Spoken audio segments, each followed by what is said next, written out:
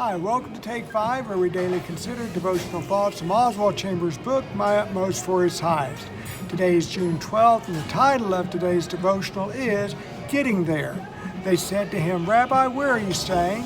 He said to them, Come and see. John chapter 1, verses 38 and 39. I consider Oswald Chambers, besides brilliant, as being one of great wit. Daily I'm in awe of his grasp and explanation of Scripture. Taking verse 39, they remained with him that day. Chambers states, that is about all some of us ever do. We stay with him for a short time, only to wake up to our own realities of life. Our self-interest rises up, and our abiding with him is past. Many consider God as being one concerned only with spiritual matters. You are left on your own in regards to everyday life.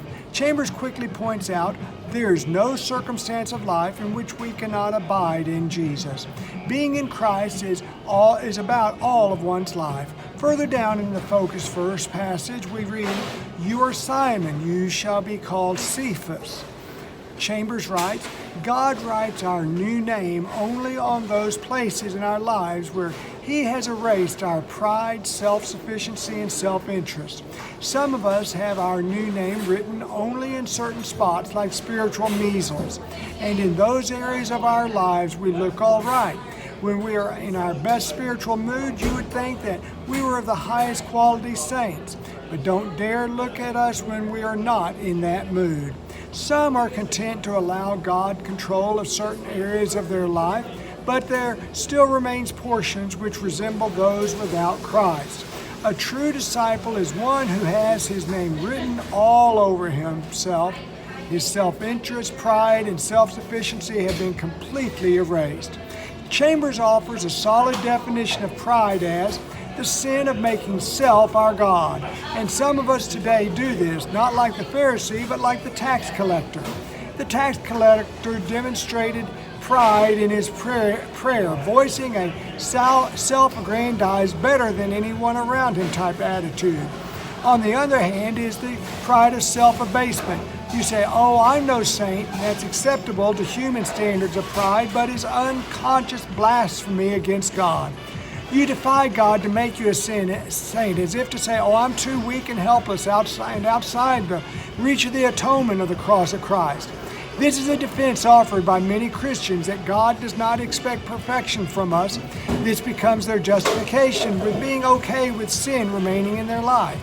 Have you ever considered the fact that before you sin, God gives you the opportunity to not sin? To transgress by thought, word, or deed is a conscious decision you make, not behavior committed against your will. Chambers asks, why aren't you a saint? It is either that you do not want to be a saint or that you do not believe God is able to make you into one. Take a moment to weigh the impact of that statement. Sin is in your life because you want it to be or because you don't believe that God can curb you from it. Following this, Chambers says, you say it would be all right if God saved you and took you straight to heaven. That is exactly what He will do.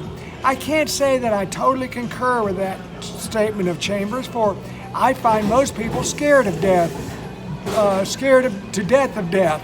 Otherwise, his statement is quite valid. It would be easier to live a sinless life if immediately afterward being transferred to heaven, raptured up. Chambers declares that from a spiritual point of view, this is what Christ does. When we are saved, we're as saved as we will ever be. There's a trip to heaven yet to be accomplished, but we're as good as in heaven right now, for God here fills us with His presence.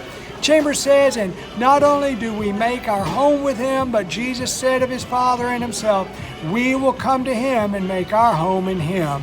John 14, verse 23. Put no conditions on your life. Let Jesus be everything to you, and He will take you home with Him not only for a day, but for eternity. If you haven't yet read today's devotional from Dr. Chambers' book, I encourage you to do so, for it will enhance the time we spend together.